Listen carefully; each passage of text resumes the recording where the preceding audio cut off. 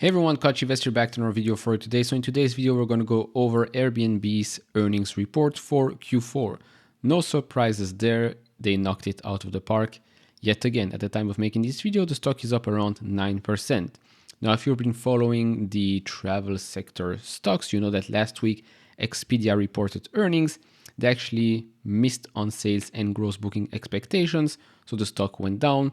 Some people were suggesting the same thing could happen with Airbnb. But I do believe that Airbnb are in their class of their own. And as you will see in this earnings report, it truly is a tremendous business. Now, that said, the stock has run up quite fast in the last couple of weeks, if not the last 2 months.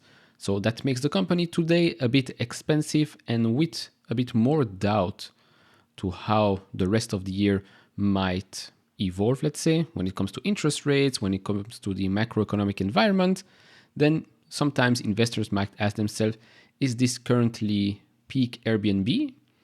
Or can the company continue to operate at higher levels? That's a question only you can answer. Me personally, I do own Airbnb shares, but I'd love it if I could buy it for less right now. Of course, the stock was under $100, picked some shares here and there, but it ran up extremely fast, and now purely on valuation side, it is pretty expensive, even though the company is performing extremely well in the current market environment. Seeing a company like Airbnb, which is still growing quite nicely, while also being profitable, free cash flow positive as well, buying back shares. So this is what the market likes, but it depends on what kind of price you want to pay today. Now, we'll go have a look at the earnings report. Of course, do share your thoughts down in the comments below. If you enjoy this type of videos, leave it a thumbs up, subscribe if you have not, I would really appreciate that. And if you want to support me even further, do check out the link down in the description and in the pinned comment to get the top 10 best stocks to buy now, or go to full.com/couchinvestor. So I'll start off with a bit of an overview here for this quarter and full year when it comes to nights and experience booked and gross booking value. So they obviously give us, again, this comparison with 2019, so you get the full picture, let's say. So for Q4, 88.2 million nights and experience booked, that's up 20% year over year, 16% year over 3 years. When it comes to gross booking value, also 20% year over year, or 26% excluding FX, and 58% on a 3-year basis. When we look at the full year, again, we can see a tremendous year, 31% year over year growth, and 35% year-over-year growth when it comes to gross booking value. Now, when it comes to supply, there were some concerns by some analysts that supply would drop and that could hurt the business. So they tell us here that active listings grew approximately 16% in Q4 compared to a year ago, representing sequential acceleration relative to Q3 in 2022. Relative to the end of 2019, we've seen global supply grow in line with global demand. This is great.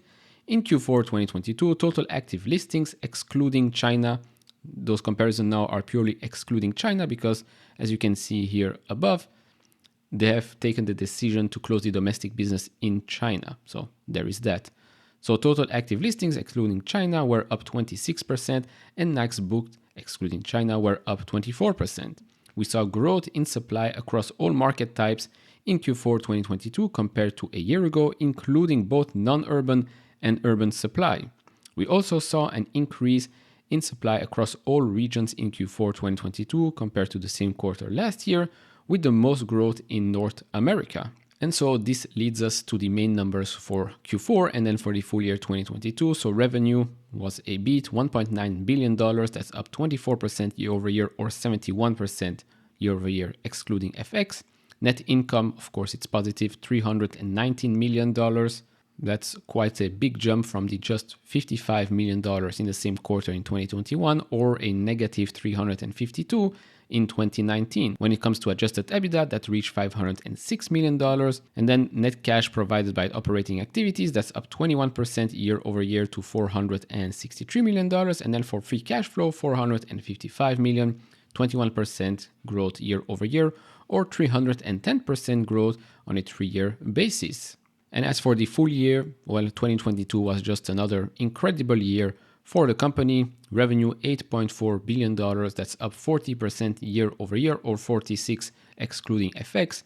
Net income $1.9 billion, $2.2 billion, excluding FX. Of course, huge improvement from 2021 and 2019. Now, from adjusted EBITDA basis, same story there. Net cash provided by operating activities up 48% year over year, and then free cash flow of $3.4 billion. That's up 49% year over year. And on the year to 3 year basis, that's up over 3,000%. So yes, it has had quite a wild ride in the last 3 years. Now, a couple of extra things I want to mention here. So globally, they now have 1.4 cumulative guest arrivals, and heading into 2023, we see a strong backlog for Q1 with longer lead times for bookings in Q4 2022 compared to a year ago. So demand is still strong, but with regards to outlook, we're going to have to talk about this a bit later in this video. There is a little negative there, but it's not such a big one. Now, second thing here, guests continues to stay longer on Airbnb. So gross night booked in Q4 for more than a week are 40% higher than Q4 2019. Nights for long-term stays, so 28 nights or longer, remain stable from a year ago at 21% of total gross night booked. Of course, for the host, it's also much better to have guests that stay for longer, less hassle. Then when it comes to hiring, so over each of the past 2 years, we've modestly increased our headcount. We ended 2022 with 6,811 employees and currently expect to continue hiring at a judicious pace in 2023. Compared to 2019, our headcount is down 5%, while our revenue is up 75%. Now, when it comes to the balance sheets and cash flows here, of course, Airbnb, very strong, especially for a growth company. So as of December 31st, 2022, they had $9.6 billion of cash equivalents, marketable securities, and restricted cash. They also had $4.8 billion of funds held on behalf of guests as of December 31st, 2022. So again, the cash pile here is pretty big for a company, well, that currently doesn't really need that amount of cash. Will we see another buyback program? Well, remains to be seen. Right now, it's not the case. Back in August, they authorized the purchase of up to $2 billion of the Class A common stock. In 2022, they already repurchased $1.8 billion of that Class A common stock. So there's still $500 million left. Let's see what happens once that's done. And now, as for the outlook, and this is where you'll see my point at the start of this video make a bit more sense. So first of all, the positives here. So they expect revenue of between $1.75 to $1.82 billion in Q1. This represents year-over-year growth of between 16 to 21%, on an FX neutral basis between 18 and 23%. When it comes to nights and experience booked, they expect year-over-year growth to be nearly as strong as Q4 2022. But here comes, let's say, the bit of negative side here. So in Q1 2023, they anticipate slightly lower ADR, average daily rates, than we had in Q1 2022. For the remainder of the year, we expect ADR will face increasing downward pressure from mix shift, as well as new and improving pricing and discounting tools.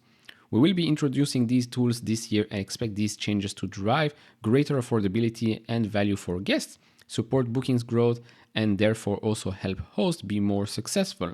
Now, of course, this will, let's say, hurt the business a little bit, but over the long term, I think this is the correct move. Maybe they notice, I think they already noticed from a couple of hosts and guests as well, that things are getting a bit expensive on Airbnb. So they obviously don't want to lose potential guests or potential hosts by them going, I don't know, to Expedia, Booking.com, to hotels, or maybe other websites. So they're taking this hit. I don't think it's going to be a huge hit, but this reinforced my point that I made at the start of this video. Maybe right now we're experiencing, let's say, peak Airbnb in the current environment. Might actually be a case. That does not mean that suddenly this is not a great company. No, just means that maybe right now the price you're paying is not the correct price, let's say. And then as for the full year, they expect to maintain the strong adjusted EBITDA margin they delivered in 2022 as they offset the headwinds from lower ADR with incremental variable cost efficiencies and fixed cost discipline. So here's already one of the answers.